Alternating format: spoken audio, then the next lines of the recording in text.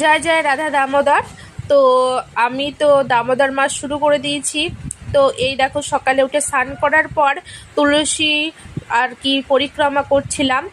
তো আর আজকের দিন থেকে মানে পূর্ণিমা থেকে অনেকজন দামোদর মাস শুরু করবে।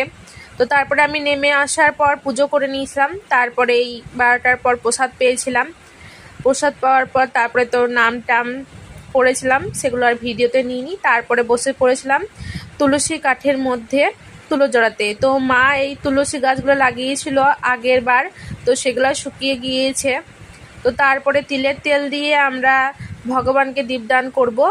যার যেমন সামর্থ্য সে তেমন করবে।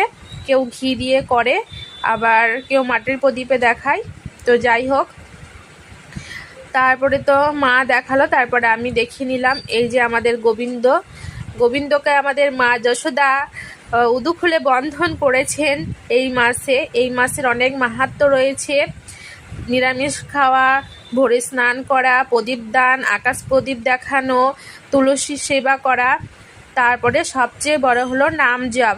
এইখানে তুমি যদি একবারও নাম জপ করো, মানে একবারও যদি রাধা বলো, তাহলে সেটা তোমার 1000 গুণ ফল লাভ হবে। তো দেরি কিসের, সবাই শুরু করো। যদি কেউ কিছুই না পারো, তাহলে শুধু দীপদানও করতে পারো ভগবানকে। ভগবানের দীপদানেরও নিয়ম রয়েছে। তো সেইগুলো যদি তোমরা জানতে চাও, অবশ্যই কমেন্ট করো।